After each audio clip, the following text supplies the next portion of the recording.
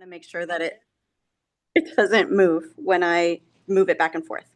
Okay, so you need a jelly plate.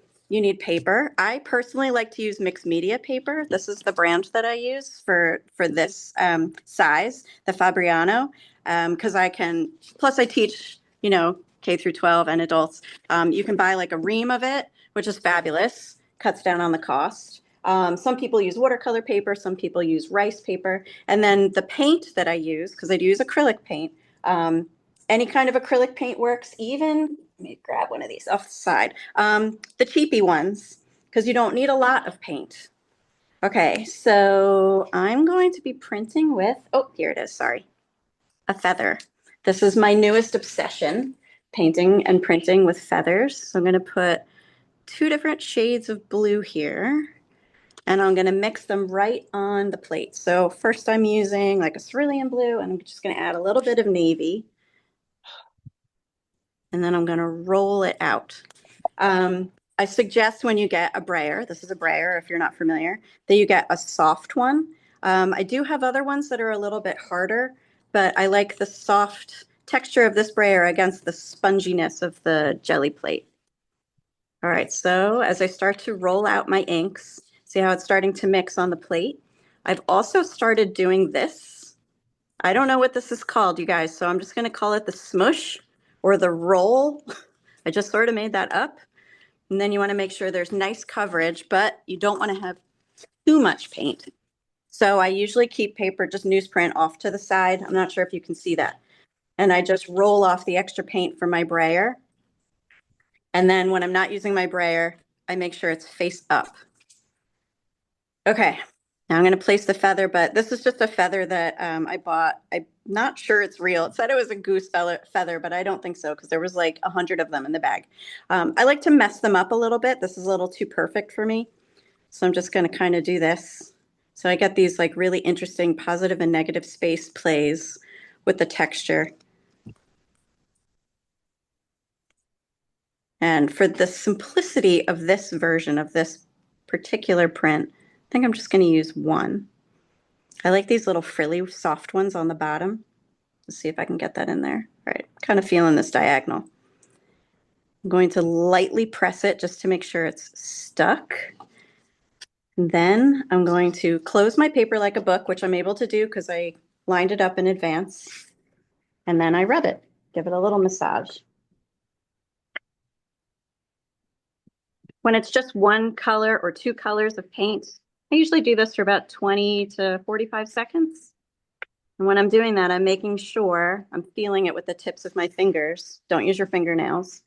That I'm getting the top edges and the bottom edges. I want to make sure the entire surface, getting a nice little back rub. And I'm also, here, I have another feather here, so I can use this for a demonstration. As I'm giving this little massage, I'm making sure to press the feather into the paint so it'll make a nice impression, which will make sense when I lift this paper. Okay. So I'm going to lift. Ooh, my feather moved. Lift that. So you can see I have that print. Then I'm actually going to move this. This is not something I typically do, because this I can use again with something else. I'm going to try, I just change gears right in the middle. As a teacher, you should always be ready to pivot. Okay, so this one that I just pulled, you can see the positive space of where the feather was. I'm going to use this again in a few minutes. But here on this one, which hopefully you can still see, Aviva, can you just check with me? You can still see this on screen? Yes. Thank you. Okay, so now I'm going to lift the feather. And you can see this really beautiful line work that's left from all the lines. I can't think of another word of the feather. I want to be able to pull that and make sure that that will show up in the next print. But I need that to dry. So I'm going to stall a little bit by showing you prints that I've done before using feathers. So here's one where very similar to what I'm about to do. You can see the feather in that lower corner. Here's another one. I guess I really like that diagonal. This one's got some gold in it for a nice little shimmy. And hopefully it's focusing, but you can see the delineation of the feather texture in there, which is what I'm obsessed with currently. Sometimes when the prints are not successful, I still hang on to them. This was one that didn't work exactly the way I wanted, but then I started drawing on top of it using ink. Here's one that's finished, has a little gold in this one too. And I drew on top of that. So it's kind of like another way to kind of recycle your prints. Nothing is ever garbage. And this one, I did, oh, well, first you can see I did like a whole series using gold and pinks and yellows and oranges. And then I was feeling a little more emo, a little more goth. And I did a whole like black and gray series with a little bit of ivory. And you can see this was probably about 4 or 5 layers of printing to get that positive and negative space. And there's some ghosty ones in the background. All right, let me see. Mary, we have a Yes, question. of course. How much do the gel plates cost Oh, good approximately? question. Okay. And also, can they be used for multiple projects? And how do you clean them? Excellent, excellent questions. The 5x7 is the most cost effective. I want to say it was like $15. I also have one, here it is, that I use a lot. That's 8x10. This is probably my other like most commonly one that, used that I grab. I want to say this one was about 25. You can get one that's 16x20. And I know somebody that then recently got one that's like poster size, which Wow. looks fascinating. I don't know what kind of paper you use with that, so I'm staying away from that one temporarily. um, Projects. Okay, so you can do things like this. These are called like found object impressions, or you can also paint the object itself and do some stamping. Um, but you can also do, I'll grab one before my session is over. You can do landscapes. You can do just like colored backgrounds, and then the papers that you pull, your prints, you can cut them up and use them in collages. Like this doesn't have to be your final piece. This could literally, I did this one this afternoon.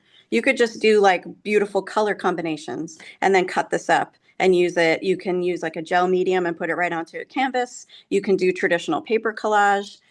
There's so many different things. You can also use actual photographs and do photo transfers. I prefer when it's your photograph, so you're not stealing, that whole copyright thing.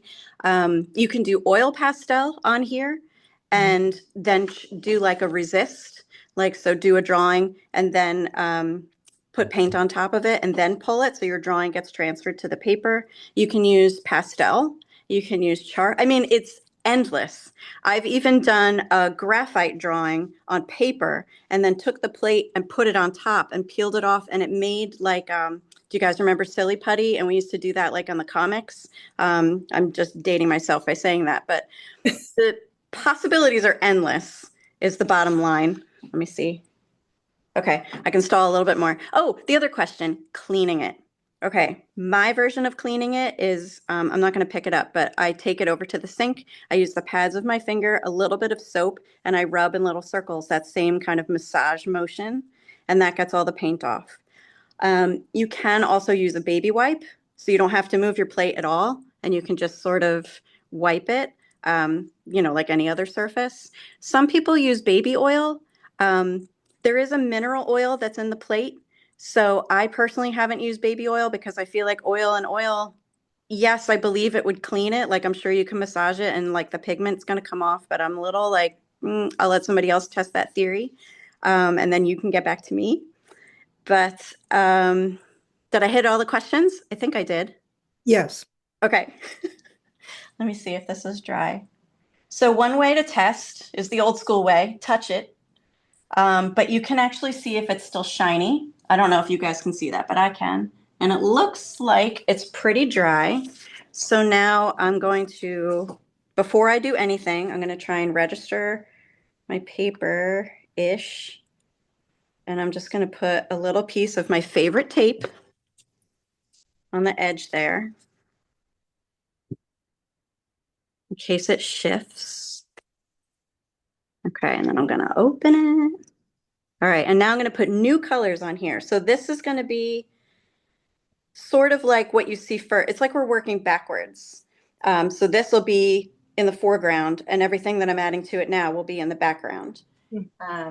Kind of like reverse painting on glass in a way. Yes, exactly. And that, I'm not going to lie, it took me a hot minute to get used to it, but now that I'm used to it, I'm all in.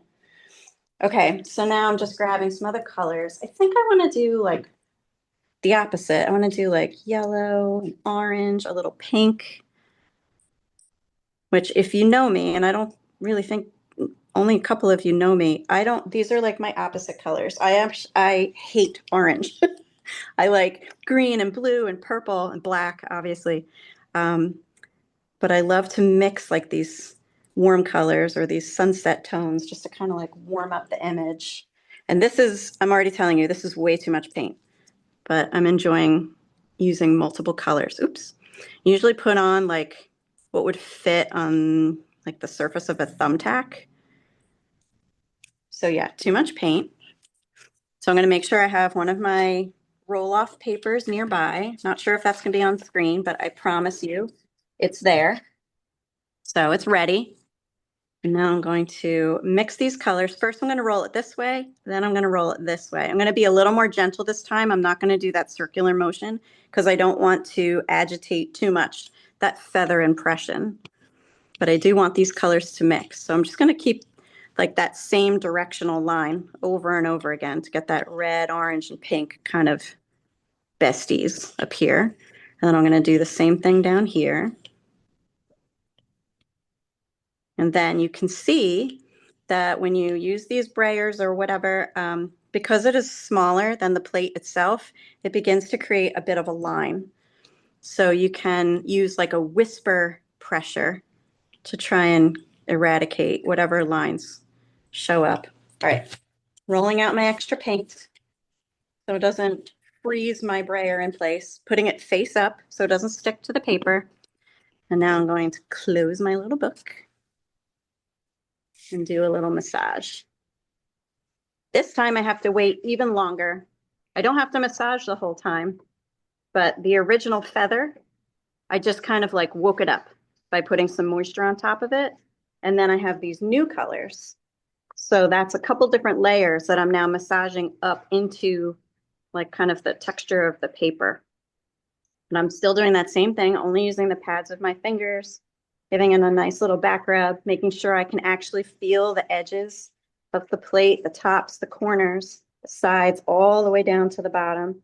And then remembering that feather was like right in the middle with apparently my favorite diagonal. So I'm just going to make sure I get that impression as well. Give that a little special second or two there. And then I have to let it sit, not for a long time, maybe like another 45, 60 seconds, just to make sure that the paint is drying onto the paper. And while I do that, I can show you ta-da, this. This was when it was nice out. So I went for a little walk in my garden. These are maple leaves, I promise. These are maple leaves. And then I had, oh gosh, I don't even remember what these flowers are called anymore, but literally just things from my garden, and did almost the same process as what we're doing now. But then I would lift the flower and then close it and do another massage. So it was just the same paper over and over again. And because I would open it, remove the flower, close it, and rub it, you can see the impressions of the flowers on the leaves. You can also do it with larger flowers or leaves, smaller paper. One of these, this one I believe, is more of like a rice paper, so it's much, much thinner. This one I might do like a gel medium on the back and see if I can get that onto a canvas and then maybe paint around it, and so I can paint the sides of the canvas as well. Just a little experiment. I haven't actually done that yet, so stay Can you tuned. show us any of the ones that you have painted on or done the pen and ink on? Oh yeah. I don't know if I have any pen and ink ones here other than the ones I showed you before, but I know the contrast isn't very strong. But I do have one that I hand painted in between sessions. All right. You let me know if the glare is too much. It is a little, oh, now it's good. It's Is that perfect. good? Okay. Yeah, yeah. So this one I rolled out the colors. I did some impressions of flowers, hand painted the centers and some of the petals, and then did another massage. Someone left a comment. Sure. Beautiful. Yay! Thank you. Music to my ears. All right, let's take a look and see how this little guy did. When I go to pull the paper, like in all of my classes, I always tell everybody low and slow because sometimes the paper sticks and you need to give it a little love. So I promise you, you'll be able to see it. I'm just going to do it kind of slow. And the thickness, I like using kind of thick paper, my mixed media paper, and I don't want it to crease. So that's another reason why I go slow. Oh my goodness, this is so pretty. Ooh, all right. I like orange a little bit today. Um, Wow. and I think this one might be done. Oh, and this is perfect. Teachable moment. See that blob? That's what mat board is for. So a lot of my prints end up a little messy around the edges. When I'm super, super smart, they're very clean. And then this could go right into a frame, or you could mat it and you have like a nice border of white and then the mat. But when this happens, your mat may be a little closer to the print should you decide to display it, which of course you will, because every print you make is going to be fabulous. So before I take it off the table, let me take some of that away and then the culprit on this side.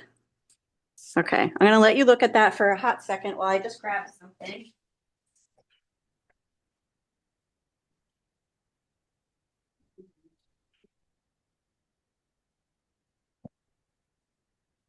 Okay, I promise I'm still here. I didn't run away. If any of you want to put your websites on the chat, you are welcome to, so you could share with other people in the with other viewers. That's a great idea. Okay. I don't want to lift my feather right away. It's a little wet. So I'm just going to let it sit for a second, which gives me the opportunity to show you this. Ooh. So this is actually a mountain, the ocean, or a lake, some clouds. This kind of process, you literally paint real gestural, but so fast. So that this is like a 60-second painting. You're just getting the gist of whatever it is that you want to paint on here. You can be as expressive or as perfection as you want, but you have to work quickly. So you get your colors ready in advance, and then it's a true monoprint. Like you just pull it the one time. This one, not my favorite, but I'm going to show it to you anyway. Same idea where it was multiple mountains, painted in advance. It looked just like this, but before I closed the paper, to give it a massage, I took I believe it was a paintbrush because I see like the lines from the bristles, and I kind of scooped some of the paint off to do sort of like a subtractive method. So that's another thing you could do. And then there's this one, which actually I think goes this way. And so you can see I'm messy.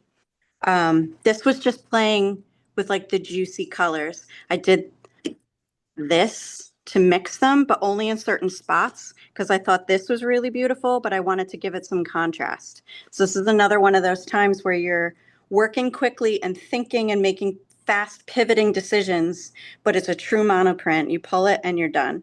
And I clearly would need to mat this very close to the edges should it grace the halls of literally anywhere. But I love the colors in this one, and surprisingly, there's some orange in here too. Maybe I should revise my opinions. But I have like some coppery bronzes, which I think are really cool. All right. So we have 5 more minutes, Mary, and I Okay. was wondering if you would like to tell us a little bit about your studio, your class. Sure. Let me take you off. Okay. Can you see me? Okay. Hey, Yes. everybody. I'm Yeah. back. I'm a real Hey. person. So my art studio here in downtown Denville, I teach classes for ages 7 to 18 and then adults, but I break them down into different groups. So there's like age 7 to 9, age 9 to 11, age 11 to 18, and my adults I teach in the mornings. I also do workshops. There's a couple workshops coming up. They're not on the website yet, but I'm going to do one with this sort of idea where we just make true monoprints playing with pure color, which is a great way to approach printmaking when you're a little nervous about actual objects and you just want to play with color theory, then there's going to be another one where there might be flowers in season, at least from the grocery store. I'll grab some flowers and we'll do some printing like this. Again, playing with color theory. And then I was looking for one with landscape, like one where I took it in stages. Um, but yeah, this is my 18th year teaching. I've had this brick and mortar for 7 years in September. I was in public school, all the things that Aviva told you before for forever. I love, love, love what I do. And I love sharing my passion of the arts with others. Like all of you, like even if you are an artist and you know like everything about everything in your niche subject, but you want to just sidestep and do like a little something different. I'm constantly learning as well. I love it when my students are here and they come up with like a brilliant idea. And I'm like, yes, orange is a good color. And then I start incorporating that into my work. That makes me really happy. But honestly, I couldn't even fathom doing anything different other than my personal work and creating art with others. It's kind of like a live stream, is a live stream. So there's Well, thank you, Mary. Let me actually just ask the audience if anyone else has any questions. We have just a couple minutes. Anyone else have any other questions for Mary? Yes, Fran. Couldn't you put it in the chat? I could, but I could, if we're short on time, I just wanted to ask, do you have any class? Very much enjoyed your class. Thank Do you you. have any classes online? No, and that's so funny because Sue and I were just talking about that. I did teach virtually, COVID, pandemic, lockdown, all of that. But yes, if there's enough interest, I would absolutely do it online. I mean, I hope I can show you. Okay. I'm gonna put in my contact so Oh you yeah, could do that. let me know. All right. Yes, And absolutely. where are you physically located? I am sorry for my camera shake. I'm in Denville, which is northwest Morris County, about Okay. 20 minutes outside Morristown. Okay. All right, great. I'd love for you to email me your info. Yeah, of course. Okay, great. Thank you very Cool. much. Really enjoyed it. I've Thank never worked in that media at all. Oh, So it's very fun. I would be interested in that. Okay. Excellent. Thank you, Fran. Okay, and Fran did put her information in the chat.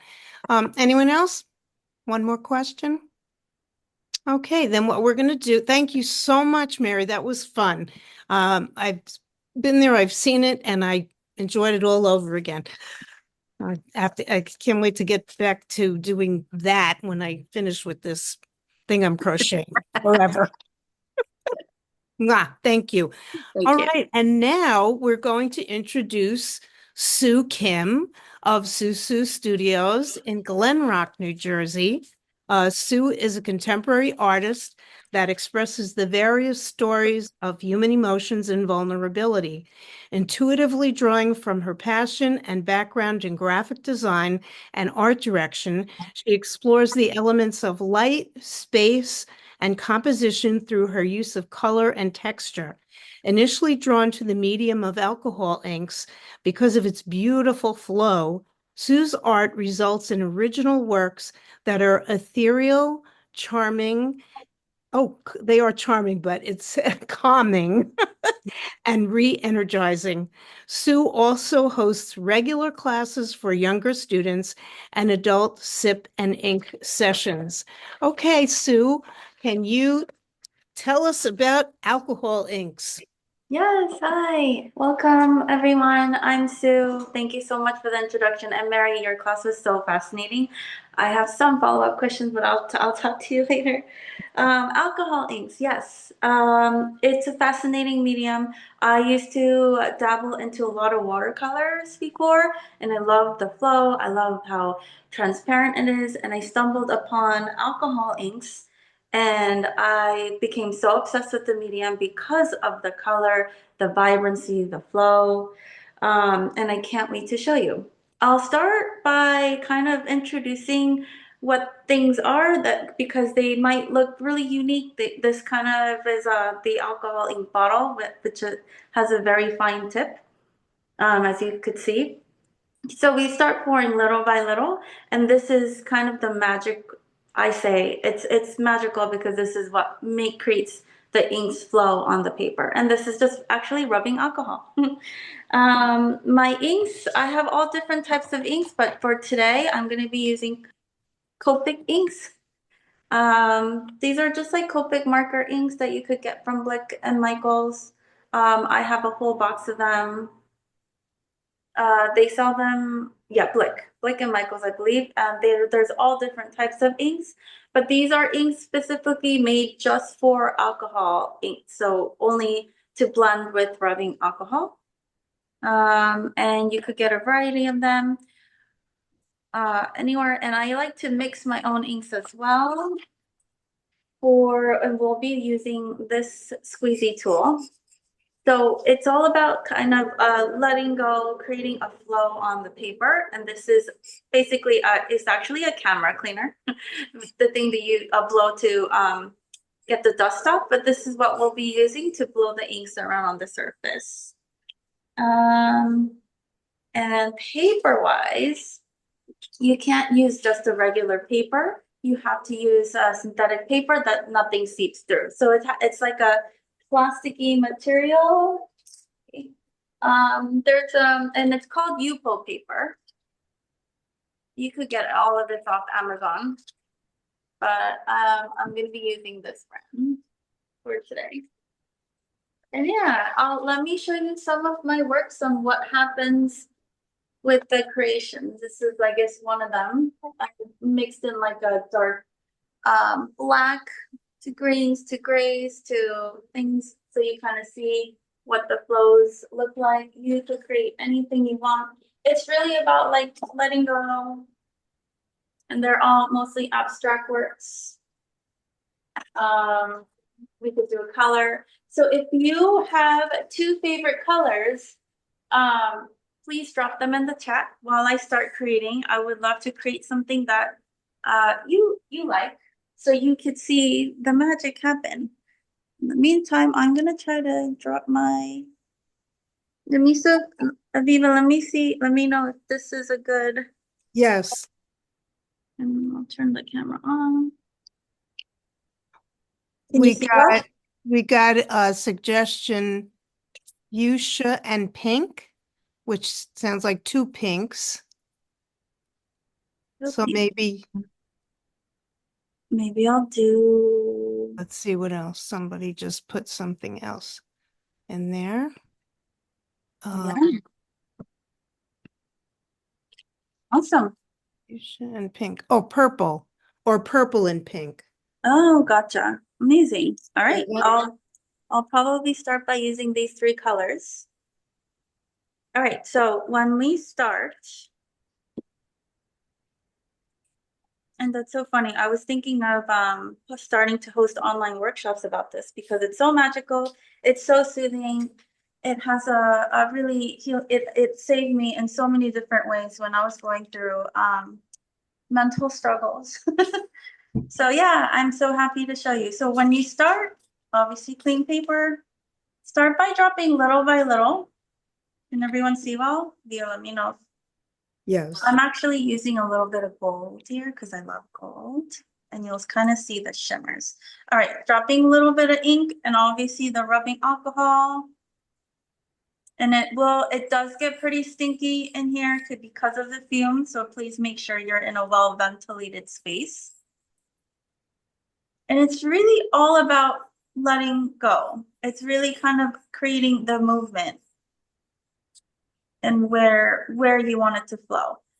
Sometimes I think about where I want my inks to move. Sometimes I don't. It's really kind of a expressive way.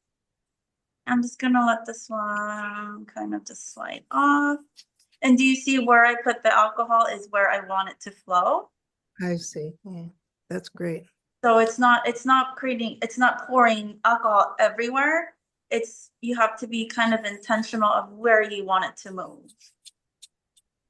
So do you ever use like blowing through a straw or a bigger, like a hairdryer on air or something? Yes, I actually use a hair dryer for any larger artworks that are, I don't know, I create really large artworks for commissions. So yes, I would need definitely a more powerful tool for that.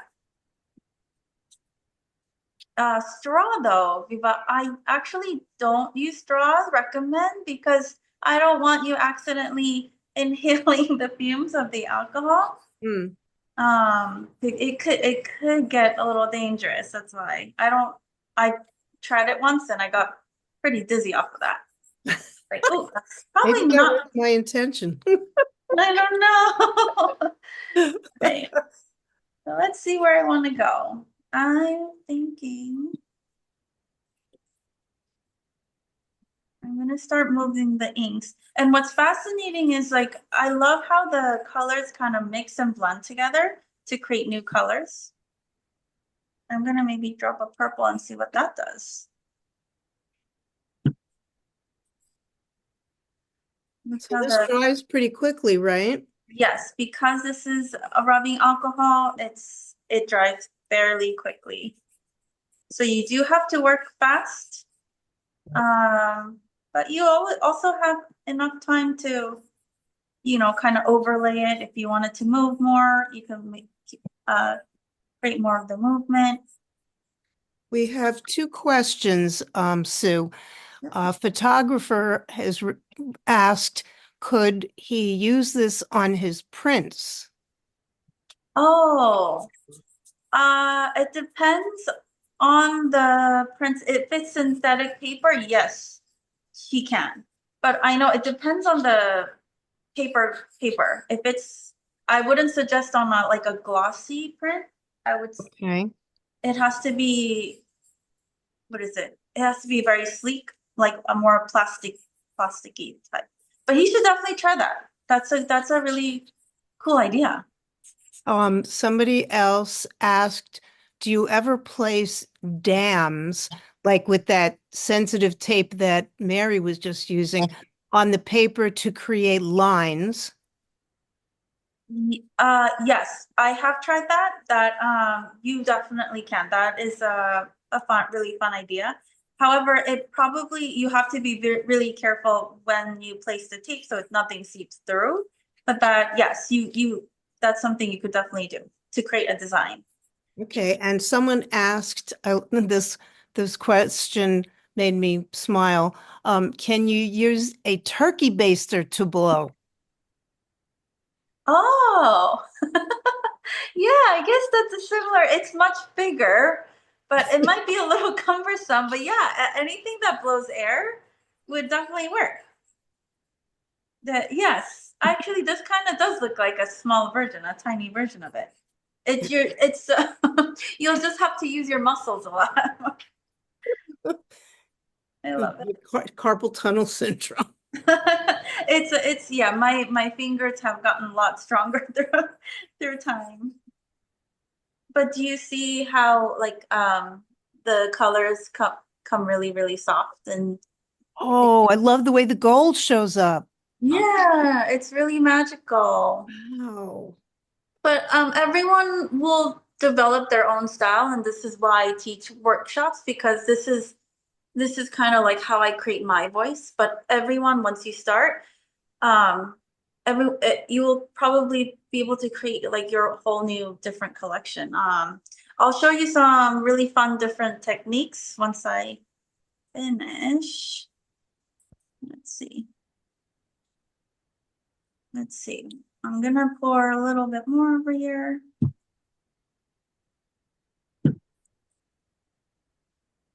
Let's see here. I'm not entirely sure where I want it to go. This is more like an orangey red, so I don't know how that's gonna work out. The ones. We have another question. Have you done this on other surfaces like kitchen cabinet doors or wallpaper? That's really interesting. If yes, you can probably do it on kitchen cabinet doors. However, when you do that, you will have to seal it really nicely. Sealing it, you would probably have to use like a thick sealant, because alcohol inks, they're kind of like vampires. They vanish if it's in direct sunlight. So you would need to do like a heavy UV seal. and really coat it well. But that's a really cool idea. I didn't even And then wallpaper? wallpaper. I wouldn't suggest. I would probably go the printing route for wallpaper. Um, if you can create your own, like this could look like, yeah, you're right. It could be a really cool wallpaper design.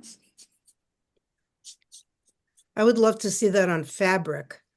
Yeah, so yeah, a lot of people were asking me like if I could create like silk scarves with Right. it. I printed, yeah, there are printing companies that creates silk scarves. It does look really fun. And yes, I actually create, let me show you. I'll be right back.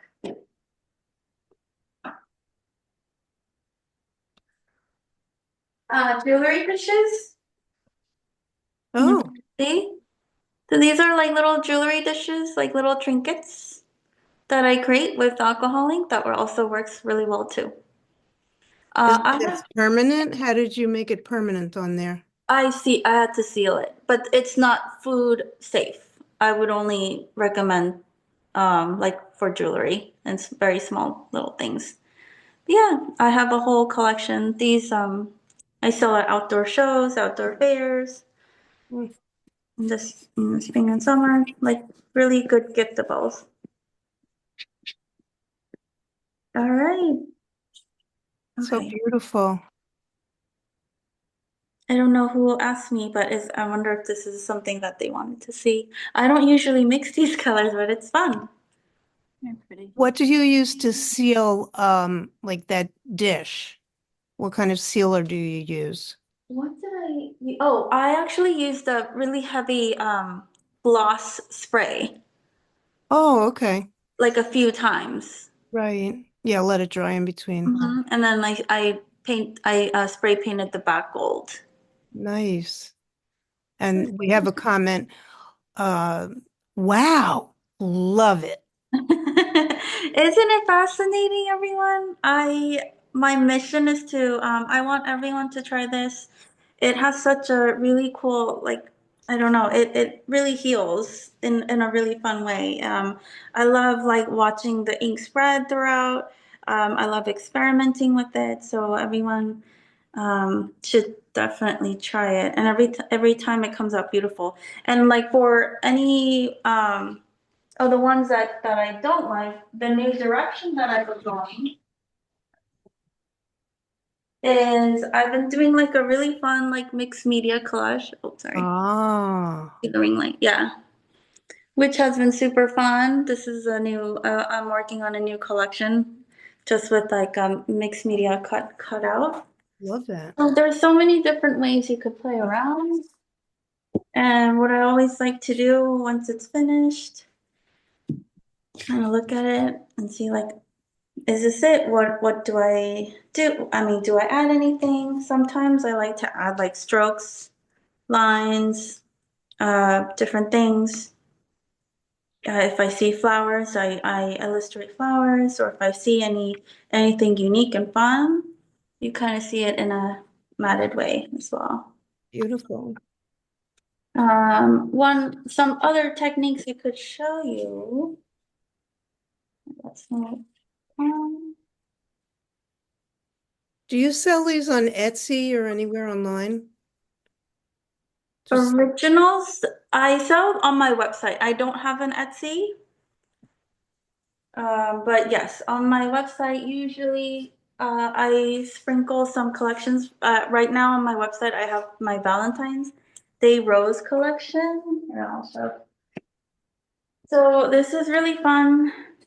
I create, if you control the inks in a puddle, so you would create a puddle and then you would move the inks towards the center, you get to create a really pretty rose. And then I added acrylic strokes on top to create. I have a better example. we have a question. How long does it generally take to dry? The one that I just created is already dried. So it takes about, I don't know, about 5 minutes. This is already dried. I love the way the gold shimmers like a river through there. Yeah. So this is probably the ring light. This is probably a better example, so you could see the flower pretty clearly. So this is another different. It's a more advanced technique because you would have to control the inks on the surface. Mm-hmm. I think that's the most difficult thing is knowing how to when to let go and when to control it. um, Another fun technique that I could show everyone. Let's see. We have a beautifully done from one of our viewers. Well, thank you. Another really fun thing I ask my students to do in a workshop with me is here. This is called like the drip technique, where I would start from the top and then I would like kind of let it flow and just let it kind of drip down like a waterfall. And it's really soothing to kind of watch. And then you move the inks around on the surface. Oh, this isn't open yet. I don't know. What color should I work on? If anyone has suggestions, let me know. Ooh. So it's really about like letting go, letting it all drip, drip, drip, drip, drip down. And then just kind of experimenting with the movement. Can you buy these individually or do they generally come in packs? They generally come in packs. Mm-hmm. What I do, because I use inks a lot, I buy them in bulk, like the really big jars, and I mix them separately. But yeah, Somebody asked if you wanted to put blues and greens on there. yeah, I could add blues and greens. But do you see how I'm moving? Yeah. I love Sometimes I like to move it and then let it drip at the end.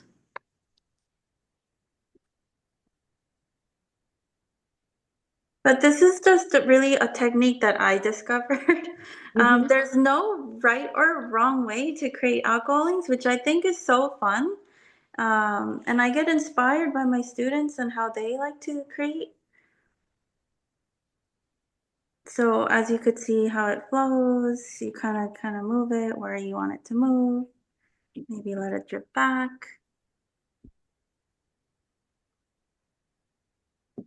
Oh, sorry. Let me know, Viva, when I'm like going off. Oh, sorry. I was responding to somebody in the chat. So the rubbing alcohol should be like the 90%, correct? Yes, yes. You shouldn't get the 60 or whatever. Yeah, it should be pure. Yeah, so it's really fun to when you have a stressful day and you just want to relax. This is like I need to do this on like a crazy day, and it takes like five minutes. It really Oh, I love doesn't take. And then you just kind of like it's all about like letting go, like what you're feeling, pick the colors of the day. Um, it's very therapeutic. at that. Hmm. Yeah. I'm just like trying to create a waterfall. Oh, so Sue, would you like to tell us a little bit about your school and classes and workshops in Glen Rock at your studio? Yeah. So, my studio is pretty new. I used to work off of my home studio. I just got the studio. It's been less than a year. A year actually is coming up. I host workshops for students 5 and up currently. And then I host adult sip and eat nights. Like I could host up to 12 people if you want to celebrate a birthday. If you want to do a fundraising event, I do a lot of like school fundraising events here, and I donate proceeds ticket sales back to the school. So I host a lot of events for kids, adults. I do birthday parties. Yeah, and I do a custom work. I could show everyone. How are we on time? We're good. Yeah, I was gonna show some here. If you look around, Uh-huh. I don't know if you guys see that big drip one. Yes, So that's kind of the bigger scale of some of my drip art that I do. I love that little one. The little one? The one you're holding that you just did. Oh, yeah. Yeah, it's fun. I love that. Yeah, I don't know where I should go. Right now, I didn't really finish it because I just did the end. But I don't know, what other color should I use? Maybe, well, we could stick to pink and blue and keep it pastel-y. Let me Yeah. put it back down. Let's see. Tell us about the live painting you're doing on Fridays. Oh, yes. Be- how did I get to start that? I think, yeah, the reason I got to I'm doing live paintings every Fridays on Instagram, around noon. However, I don't think I'm not doing it this Friday. I'm taking, but I try to go on Instagram and just kind of give everyone a little bit of peace. Like it's such a soothing medium that I want people to experience it. Um, and I get to push myself creating at the same time. And what I do is if anyone wants to purchase it, 100% of the proceeds have been going to the LA Fire Foundation. So yeah, I've been selling. It's more to give back. That's wonderful. And I ask for requests like, what's your 2 favorite colors? What should I create today? That's what I've been doing. I just started, but it's fun to engage with my followers. It's just a nice way to talk to people, engage with people. Wow. And Did you explain in the beginning how you jumped from watercolors to alcohol inks? yeah, well, I used to love watercolor techniques, and I used to play around with watercolors. I stumbled upon this during the pandemic, and I became so obsessed. I had to try it, and I like just couldn't stop. At that time, I was it was a rough time for everyone. So I really needed a space to just let go, relax, and kind of unwind. And that this was helped me in so many different ways. And then I started making collections. I used to work a ton, working for a corporate. Eventually, I was able to start off on my own, with teaching classes and making collections and selling them.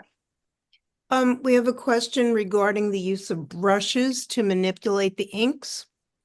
Yes, I do sometimes use brushes. Let me take my phone out to show everyone what kind of techniques you could use. Yeah, and we have 5 more minutes, and I'm going to need part of that for the Okay. So closing. this is something that you Oh. could do. It's a figurative lady. It's still not perfect because the inks kind of like to move where they want to, but you could try your best. It's been challenging, but I love her, how she came out. Very abstract. But yeah, I could just show you guys. So I usually work pretty large. So this one's going to a home in Hoboken tomorrow. Wow. Purple one.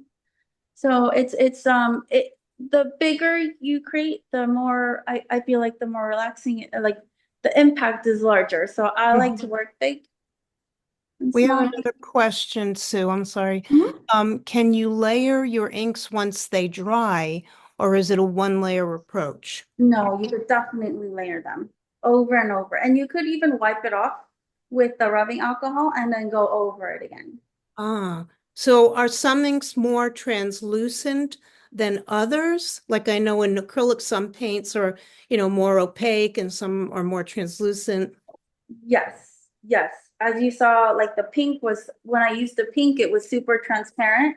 But when I Uh-huh. used the purple, it was so intense that I had to pour a lot more rubbing alcohol. I It see. really depends on the manufacturer. So you kind of have to experiment and kind of create your own. So what I do is I get these on Amazon and I kind of mix my own. So I like to mix my own colors. I like to create my own colors because when you do custom artwork, the client wants very specific colors, and Right. you have to create your own anyway. So Wow. those are the fun tools. And if anyone has any questions, I'm more than happy to ask offline. Just send me an email or Yeah, I did post your website and Mary's at the very beginning of the chat, if anybody wants to look back at that. And does anyone have any other you've been great about asking questions. Thank you for that. Does anyone else have any questions for Sue? and I'll be there on Sunday. So if Oh, anyone is coming on Sunday, we'll get to chat more. oh, wonderful. Should have Yay. realized that, but I knew that.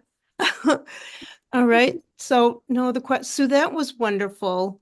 And I think everybody really got engaged and Mary, your demo was just as fascinating that I could see the people like moving into their computers to see better. So thank you all who have come as our viewers tonight. Thank you, Sue. Thank you, Mary. The Rockland Arts Festival has been made possible by the Arts Alive grant administered by Arts Westchester and through the support of our sponsors. And the festival's free gathering is on Sunday at the Palisades Mall. It's on the lower level, level 1. Fran is saying, excellent, both of you, and gave hugs and kisses. Thank you, Fran. Um, the da, da, da. We have the I'm sorry, 50 artists and their work, live music, art bingo, face painting, and caricature artist. And you can go to the www.rocklandartsfestival.org for upcoming events. Actually, this is the last evening event that I'm aware of. And you can get to see the 84 visual artists on the website. And if anybody wants to put their contact information into the chat, please feel free.